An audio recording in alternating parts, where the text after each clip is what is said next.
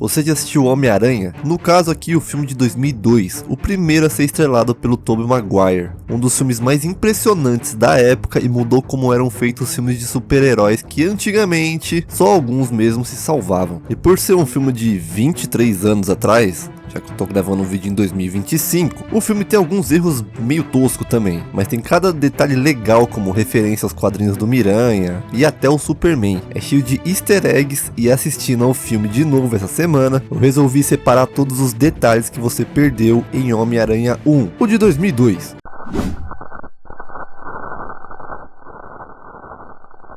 Esse é o primeiro filme da Marvel a mostrar essa abertura aqui que a gente já conhece nos filmes da Marvel, né? Com essas páginas de HQs virando. Acho muito massa a forma como os créditos iniciais mostram uma parte de teia de aranha e faz a transição para uma teia de aranha no canto de um prédio na rua real. Então nos é apresentado Peter Parker correndo atrás do ônibus, que o motorista só parou porque a Mary Jane falou para ele parar, porque até o motorista tá fazendo bullying com ele. Você vê o nível do nosso amigo Peter Parker aqui, né? Se você reparar bem, quando é apresentada a Mary Jane aí, ela tá com uma blusa verde e uma camisa roxa por baixo, as mesmas cores usadas pelo Duende Verde nas HQs, e também o Duende Verde, que é o vilão desse filme. Outra coisa é que o filme segue a linha de história de O Espetacular Homem-Aranha 121, a noite em que a Gwen Stacy morreu. Como você pode ver, não é a Gwen Stacy, porém tem algumas semelhanças com a HQ. Uma delas é a forma como a MJ aqui se veste, né, igual a Gwen Stacy na HQ, com as cores das roupas dela e essa tiara preta na cabeça. Na HQ também o Duende Verde captura a Gwen e pendura ela sobre uma ponte, onde o Homem-Aranha tenta salvar ela, mas acaba não conseguindo. Ela morre na HQ. Aqui no filme, o Duende Verde faz algo parecido com a Mary Jane, porém o Miranha consegue salvar ela. Na HQ o Miranha fica bolado com isso, espanca o Duende Verde, porém ele só deixa o vilão inconsciente, onde o Duende Verde tenta usar o planador para empalar o Miranha de costas, mas o Sentido Aranha percebe e ele consegue desviando, onde o planador acaba empalando o próprio Duende Verde na parede. Aqui no filme, a morte do Duende Verde é a mesma coisa, pelo menos a morte dele ficou bem fiel ao HQ. Enfim, depois de muito bullying, ele acaba chegando na escola. E, inclusive, como eu disse, Peter Parker e Homem-Aranha é interpretado pelo Tobey Maguire, que nunca tinha lido a história do Teudo, mas quando leu o roteiro do filme, ele acabou se interessando e pegou o papel para ele. Porém, antes disso, o principal ator a ser escolhido para viver o Miranha foi o Leonardo DiCaprio. O DiCaprio só não virou o Miranha porque ele não queria se comprometer com uma franquia de vários filmes. Então ele meteu marcha, e como ele era amigão do Tobey Maguire, ele deu assistência pro menino. Outros nomes que foram cotados pro papel também foi Wes Bentley, Heath Ledger, Ewan McGregor, sim, o Obi-Wan Kenobi, e até o Fred Prinze Jr., sim, o Fred do Scooby-Doo. O James Franco, que faz o papel do Harry Osborn, tentou o papel do Miranha também, mas acabou não pegando, e o Joe Manganiello também tentou, no caso o Flash Thompson, o carinha que faz o bullying com Peter Parker aí, parece ter 40 anos de idade. O que brecou ele de ser o Homem-Aranha é o tamanho do cara, velho. O cara é praticamente um bombado, como que ele ia ser o Homem-Aranha? E a gente conhece também o Harry, filho do Norman Osborn, que a gente conhece também. Norman Osborn, interpretado pelo talentosíssimo William Dafoe. Eu amo esse cara. Inicialmente o papel de Norman Osborn, o Duende Verde, ficaria pro Billy Crudup, que mais tarde faria o papel de Dr. Manhattan no filme do Watchmen. Porém, quando William Dafoe leu o roteiro do filme, ele começou a tentar se aproximar e encontrar o Sam Raimi, o diretor do filme. Algum tempo depois, ele foi chamado para fazer um teste pro papel e acabou conseguindo o papel para ele. Eu acho legal que ele fez 95% das acrobacias no filme e amou fazer o filme, tanto é que ele pediu para voltar a fazer algumas cenas, pelo menos no segundo filme do Homem-Aranha, mesmo que o personagem dele tenha morrido no primeiro. Enquanto eles estão visitando as aranhas aí, a mulher fala algumas coisas que obviamente serão usadas pelo Peter depois de tomar a picadura do aranha, como por exemplo, pular. E um que eu acho muito massa é quando ela cita que a aranha solta a teia aí, e fala que a teia da aranha tem uma resistência proporcional ao arame de alta tensão usado em pontes pensas. Mais tarde no filme, a gente vê meio que um cabo de guerra entre a teia que solta do Homem-Aranha e um arame de alta tensão que segura o teleférico lá cheio de crianças na ponte. Que, inclusive, a outra curiosidade é que sim, a teia de aranha ela é muito forte. Você só consegue romper ela porque ela é muito, mas muito fina. Mas se existisse aranhas gigantes, você não conseguiria romper a teia dela, porque ela é muito resistente. E ela também fala sobre a aranha ter um sentido tão aguçado que alguns cientistas acreditam que beira a premonição. No caso, o sentido aranha que o Peter, depois de ser picado, né, ele começa a ter. Outra coisa que você pode não ter percebido, mas ela fala que o sentido das aranhas aí, como o super pulo, a teia, até o sentido aranha, ela mostra tudo isso com aranhas diferentes. Porém tem 15 aranhas ali separadas, na verdade tem 14 porque uma fugiu, que eles mudaram e criaram um novo genoma, onde pegaria o DNA das 3 aranhas citadas por ela e criaria uma super aranha, que teria o sentido das 3 em uma só, com o pulo, o sentido aranha aguçado e soltar teia, que é justamente ela que pica o Peter e por isso que ele pega todos os atributos das 3 aranhas. E por conta dela, né, a cor dela, que o Peter mais tarde acaba montando o uniforme dele, com essas cores. Legal que quando ele é picado, atrás dele, na TV, mostra um DNA novo sendo construído e mostra todos os poderes, né, que ele vai ter. Velocidade, super força, sentido aranha, enfim. Então nos é apresentado a empresa do Norman, a Oscorp. E esse cara aí com óculos da Oakley over the top, chavoso. Dá pra ver que os militares estão aí justamente pra ver um projeto aí da Oscorp, que seria um soro estimulante para humanos. Dá pra ver que teve um caso que teve alguns colaterais e tal, justamente esse mesmo colateral que vai criar o Duende Verde mais tarde, com o Norman testando a parada nele mesmo. Enquanto mostra os tios do Peter, a tia May e o tio Ben, dá pra perceber que o Peter chega bem mal, vai pro quarto dele e passa mais mal ainda. Se você toma uma picadura de uma aranha que você não sabe quais os efeitos que ela pode dar em você, cara, você não fica no seu quarto esperando alguma coisa, você vai pro hospital, bicho. O Peter só não morreu aí porque isso é literalmente um filme. Enquanto o Peter passa mal aí, aparece esse pôster aqui que a propósito é de Dungeons and Dragons. E legal que quando vai aparecendo o Peter, literalmente vai passando aí, né, a câmera e mostra no pôster escrito que a aventura tá começando. A aventura dele de Homem-Aranha, né? Enquanto isso, o Norman Osborn também se transforma no Duende Verde, ingerindo ali um líquido verde com fumaça verde, as mesmas cores do Duende Verde. Uma coisa que eu acho engraçada é que nesse momento aqui tá um frio onde que eu moro, e eu fico pensando quão gelado estaria essa maca aí onde que ele tá deitando. E dá pra perceber que o Norman toma um susto aí e fala que tá gelado. Isso na verdade foi o próprio William Dafoe que tomou um susto do congelado tava parada aí sendo colocada nele. O Sam Raimi achou bom o take e deixou ela mesmo no filme. Outro detalhe é que depois de inalar a parada verde aí e virar o Duende Verde, agora ele tem 2 personalidades. E dá pra ver que o dente do Norman mudou. Esses são os dentes dele antes de ingerir o soro e esses são os dentes do Norman depois do soro. O William Dafoe usou próteses dentárias para deixar o dente dele retinho. E quando ele tá com a forma do Duende Verde aí, né, com essa personalidade aí, os dentes deles ficam separados. Esses sim eram os dentes reais do William Dafoe. Um detalhe que eu acho deveras interessante. Enquanto isso, o Peter acorda com os sentidos dele mais aguçados e a miopia dele simplesmente sumiu. Qual aranha será que tem que me picar pra sumir a minha miopia também? Só que aqui tem um errinho bobo nessa cena. Quando mostra que agora ele não tá mais míope, né, ele consegue enxergar sem os óculos, sem estar embaçado, e quando ele coloca o óculos fica tudo embaçado. Porém, quando o Sam Raimi foi filmar as lentes, para mostrar que agora com a lente ele vem embaçado, ele esqueceu de corrigir essas partes de fora aqui do óculos. Ele embaçou tudo. Porém, isso foi corrigido no segundo filme, então tá suave. E dá pra ver que a forma física do Peter agora deu uma mudada também. E isso não é CGI. O Tobey Maguire realmente ficou com esse físico. Para isso, dentro de 5 meses, ele fazia musculação, artes marciais e exercícios por pelo menos 6 vezes na semana, 4 horas por dia. E dá pra ver que o papel de parede do quarto dele também tem meio que um formato de teia de aranha. Isso foi até confirmado pela produção do filme. Aqui fora lembra um pouco também. Aqui, por exemplo, tem uma foto do Albert Einstein, já que o Peter é literalmente um gênio. Nos quadrinhos ele até bate de frente com muito cientista pica lá, tá? O bicho é um gênio mesmo. Tanto é que nos quadrinhos ele usa um dispositivo feito por ele mesmo que lançava a teia. Nesse filme aqui, o Sam Raimi alterou e colocou como se saísse ali dele, né? Do pulso dele. Isso porque o Sam Raimi achou que um adolescente não teria como fazer tal peripécia igual nas HQs do Teiudo. Só que ele esqueceu que ele é o Peter Parker e que isso era só uma história em quadrinho, né?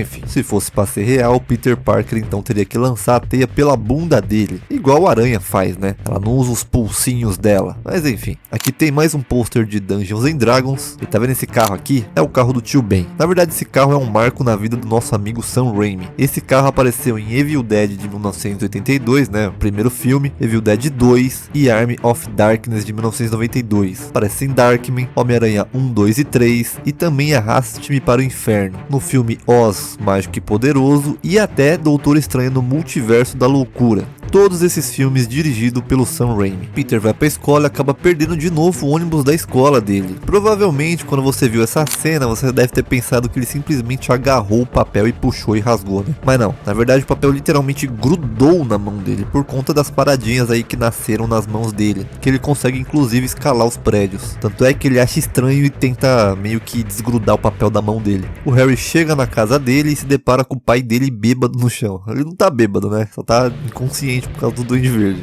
Uma mulher chega e fala que o doutor lá, que ajudou ele lá a virar o Duende Verde, foi encontrado sem vida no laboratório da Oscorp. E ela fala também que o traje e o planador simplesmente sumiu. Dá pra ver que na casa dele aqui tem uma par de máscara. Isso explica de onde ele tirou a ideia de fazer uma máscara de Duende Verde dele. Como você pode ver, o cara aqui não usava máscara quando tava testando o planador com o traje. Tava usando um Oakley. Inicialmente o Duende Verde não teria esse capacete, por exemplo. Ele teria essa máscara aqui, bem mais fiel às HQs. Porém, tem duas explicações para ela não ter vindo com essa máscara. Uma delas é porque o Sam Raimi sentiu que essa máscara de latex aí, barra borracha, se movimentava dessa maneira aí, e ela ia quebrar um pouco do público realmente acreditar que aquilo poderia ser real. E a outra razão, que eu acho mais plausível, seria que um dos produtores achou muito assustadora a máscara, e que eles estariam tentando vender brinquedos e não assustar as crianças. Chegando na escola, o sentido aranha do Peter Parker ativa pela primeira vez, e quando a MJ vai cair, jogando o lanche todo dela pra cima, o Peter Parker consegue pegar ela e a bandeja com tudo nela. Essa cena em questão não tem CGI, foi tudo feito com efeitos práticos mesmo. Apesar de ter aquela lenda que eles gravaram 156 vezes para dar certo, não foi bem isso. Eles gravaram bastante vezes até, porém não foram as 156 vezes. Eles usaram um imã nos pratos e na bandeja, e ao que parece a maçã foi colada na bandeja também. Dá pra ver aqui embaixo, ó.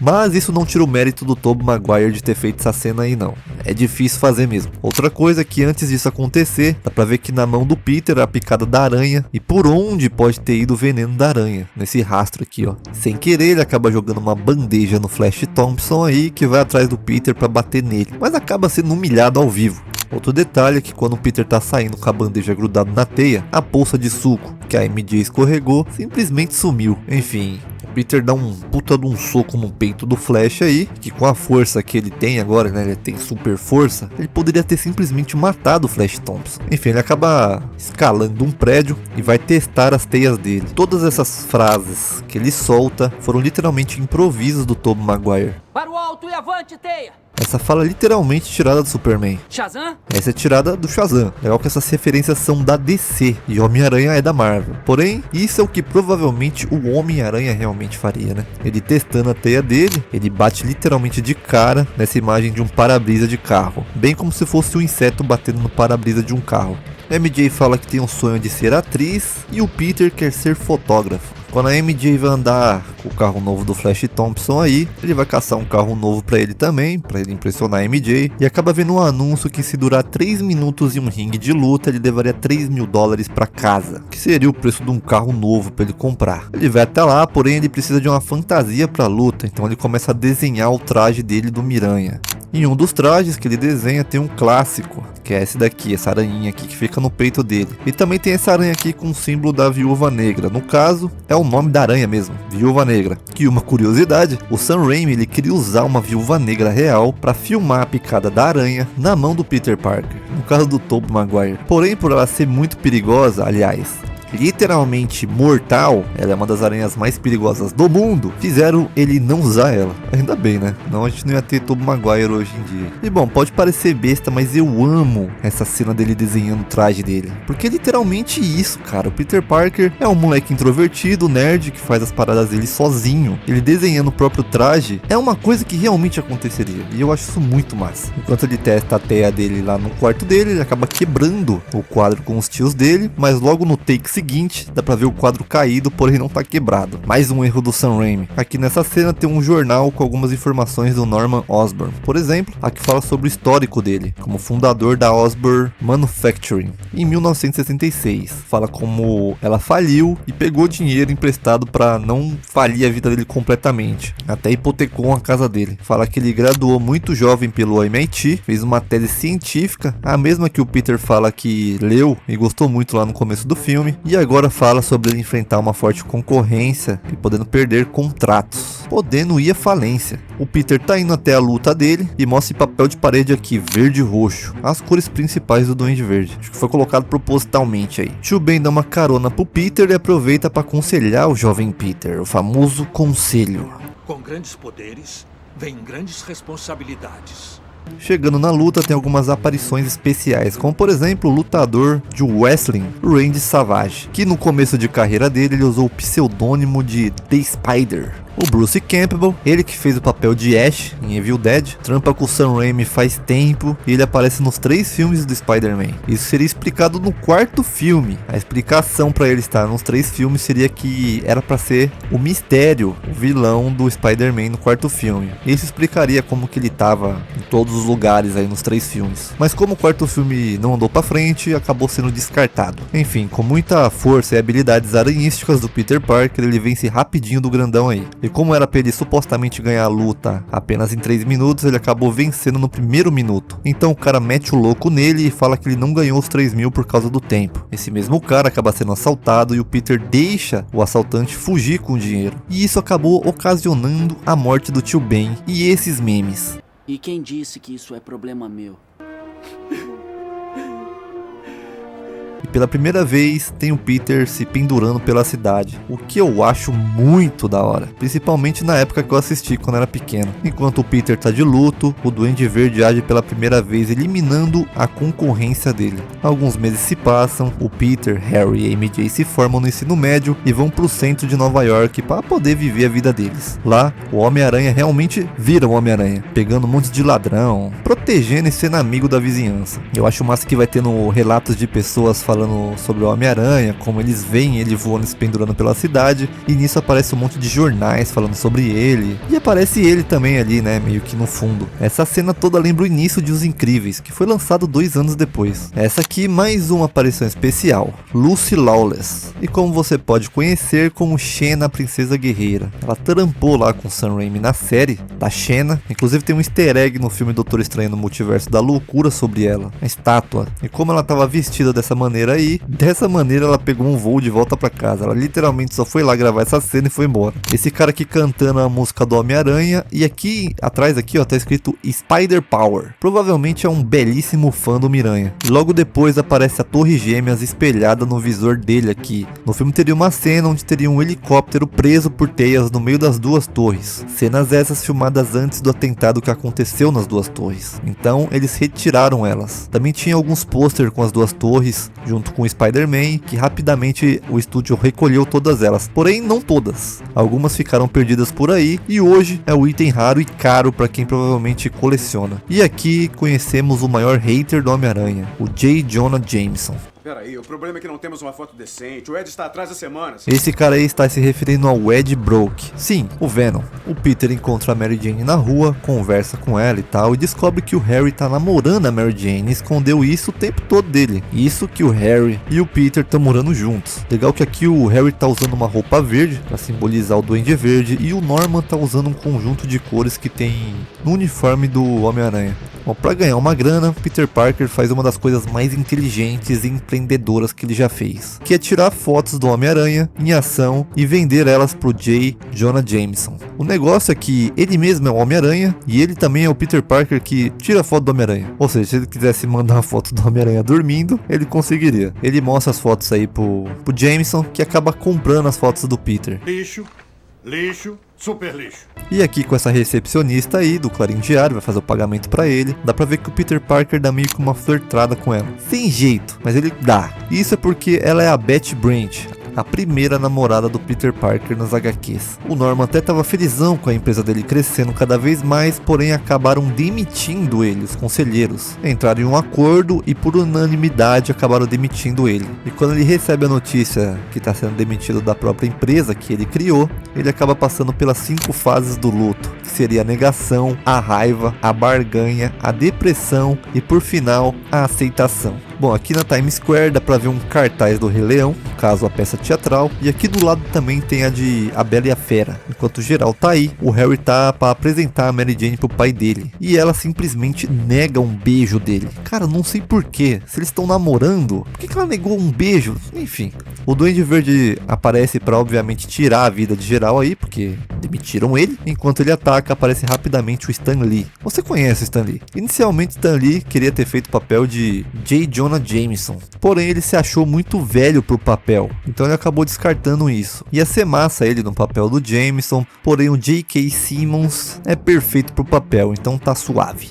E essa tirada do Peter Parker pra ficar com o traje do Homem-Aranha, obviamente você também já conhece, vindo diretamente do Superman. E esse cara também fez uma aparição especial no filme aqui, é Nicholas Hammond. Ele interpretou o Peter Parker em Homem-Aranha de 1977. Esse moleque doido da cabeça aqui tava esperando de braços abertos ser esmagado, ainda bem que o Miranha tava lá pra salvar ele. E essa é a primeira vez que a gente vê o Duende Verde e o Homem-Aranha se encontrando. Claro que eles já se conhecem, né, o Norman e o Peter, porém com o traje é a primeira vez. Eles dão uma lutadinha ali e o Homem-Aranha acaba salvando a Mary Jane. Só não sei aonde que o Homem-Aranha jogou essa teia dele aqui, mas beleza, né? Aqui dá pra ver a abertura do traje do Miranha ali no pulso, onde ele consegue soltar as teias. E a gente também vê o Duende Verde falando com o Norman pelo espelho, uma marca registrada, eu diria até, do Sam Raimi, com essas duas personalidades se conversando pelo espelho, que já aconteceu em Uma Noite Alucinante 2 lá, nas décadas de 80, com Sam Raimi e o Bruce Campbell. Outra coisa que eu acho interessante é o Duende Verde perguntando pro Norman se ele achou uma coincidência ter tanta coisa boa acontecendo na vida dele, tudo aos pés dele, muito dinheiro, sucesso empresarial, poder. Isso ficou meio que parecido como se ele tivesse feito um pacto com o diabo, para conseguir o sucesso dele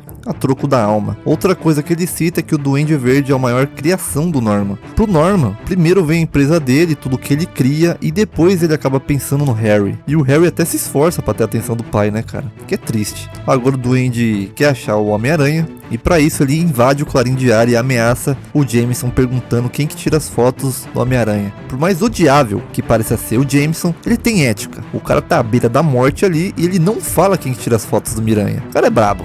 O Duende Verde então faz uma oferta pro Homem-Aranha, né? Ele acaba fazendo o Homem-Aranha dormir e sequestra ele. E a oferta é que eles possam cometer crimes juntos, fazer o mal juntos. Eu acho engraçado que o Duende Verde não tira a própria máscara e também não tira a máscara do Homem-Aranha. Ele poderia simplesmente tirar e já saber que é o Peter Parker, mas ele não faz isso. Peter encontra a MJ de novo, ela acaba indo embora porque vai jantar com o Harry e tá de noite, começa a chover e uns caras vão pra cima dela. Porém, por sorte dela, o Peter Parker é o Homem-Aranha e acaba salvando ela, onde tem a famosa cena do beijo, que ele fica de ponta cabeça e beija ela, onde ela acaba também traindo o Harry. E como a máscara estava molhada, o Tobey Maguire estava de ponta cabeça, ele quase literalmente se afogou nessa cena. Sério, rola mais uma briga com o Homem-Aranha e o Duende Verde em um prédio pegando fogo. Ele chega atrasado pro jantar aí e o Norman fala que o trabalho foi de matar. Literalmente, já que em poucos minutos atrás, ele tentou matar o Homem-Aranha. E aqui de novo, a roupa do Peter referencia o Duende Verde com as cores, enquanto a roupa do Norman referencia as cores do traje do Homem-Aranha. Enquanto a do Harry meio que mistura os dois. Delícia. Norman? Meu germes! Acontece que o Norman meio que percebe que o Peter Parker é na verdade o Homem-Aranha e sai às pressas. O Harry corre atrás do pai dele, ele fala uma par de besteira sobre a MJ, que ela fica bolada e sai fora também, e nisso o Harry fala isso: Tá legal? E com sorte serei metade do que ele é. Literalmente um prenúncio do terceiro filme, onde ele acaba se tornando o Duende Verde também. O Duende Verde ataca a Tia May, criando assim mais um meme. A Tia May acaba sendo internada, o que na época eu fiquei impressionado, porque eu achei que o Duende Verde ia matar a Tia May, mas acabou só assustando ela. O Peter acorda de um pesadelo que teve com o Duende Verde. Agora me explica esse Duende Verde escondido aqui atrás. Isso aqui é assustador, velho, papo reto. Só fui reparar isso anos depois, cara. Você não é o super-homem. Mais uma referência ao Superman. Ele liga pra MJ e acaba sendo atendido pelo Duende Verde. E aí vem o último confronto dos dois. Que inclusive o Duende Verde não é pouca bosta não, viu? O bicho é forte pra caramba, ele não tem só um planador e bombinhas. Olha ele segurando esse teleférico aqui com apenas um braço, enquanto com o outro braço ele segura a Mary Jane. E aparentemente a Mary Jane também tem super força, porque enquanto ele solta a teia aqui com uma mão, a outra mão tá segurando o cabo ali do teleférico, né? E quem teve que ter força pra segurar o Miranha ali na estilingada foi a MJ, cara. Então palmas pra ela, que inclusive ela consegue, né, descer pelo cabo ali, balançando e sendo jogada pra todo lado. Cara, eu mesmo já tinha caído umas 10 vezes ali. Outra coisa é o tecido do Homem-Aranha, né? Essa bombinha do Duende Verde aí literalmente fez pessoas ficarem só o esqueleto lá na Times Square. E aqui a gente até entende que o Homem-Aranha tem super força e tudo mais. Ele é um super humano agora. Então ele não virou o esqueleto. Porém o traje dele deveria ter virado pó. Provavelmente a última luta aqui deveria ter sido com o Homem-Aranha pelado. Mas o traje dele tem um tecido muito bom pelo visto. Outra coisa que mostra o quão forte é o Duende Verde é que ele acaba quebrando a teia do Homem-Aranha aí com muita facilidade. Como eu disse mais cedo, teia de aranha é uma das paradas mais fortes do mundo. Você só consegue quebrar ela porque ela é fina demais, mas elas sendo grossas, são como cabos de aço. Aqui, por exemplo, elas quebram com facilidade e até faz um barulho como se fosse cabos de aço, estourando. Pra você ter noção, no segundo filme, por exemplo, o Peter usa as mesmas teias para literalmente segurar um metrô no meio da cidade. O Homem-Aranha acaba derrubando o muro em cima do Duende Verde, e essa mãozinha do Duende Verde saindo no meio dos escombros faz referência a Uma Noite Alucinante 2, outra obra de Sam Raimi. Enfim, o Duende Verde acaba causando a morte dele mesmo sendo empalado, igual na HQ, e ele fala isso: Não conte ao Harry. do mesmo jeito que a MJ fala lá pro Peter mais cedo. Não conta pro Harry. Pode deixar. Todo mundo quer esconder tudo do Harry, do mesmo jeito que ele escondeu o relacionamento da MJ com ele pro Peter Parker. Enfim, eles vão até o funeral do Norman. A MJ fala que quando tava sendo salva pelo Homem-Aranha, ela só pensava no Peter Parker, sendo que antes no hospital, ela falou que tava praticamente apaixonada pelo Homem-Aranha. Essa mina tá tirando, velho. Enfim, como agora o Miranha tem grandes poderes, ele também carrega grandes responsabilidades. Então ele fala que não pode simplesmente contar tudo que ele quer pra MJ. No caso, contar que é o Homem-Aranha e tal, e fala que sempre será um amigo pra ela, mesmo ele querendo muito namorar ela. Ele é apaixonado nela desde pequeno, né? Mas ele não pode simplesmente deixar ela em perigo desse jeito. Bom, se você acha que eu esqueci algum detalhe do filme, deixa nos comentários. Esse foi o vídeo, aproveita para se inscrever no canal, deixa um like e um beijo.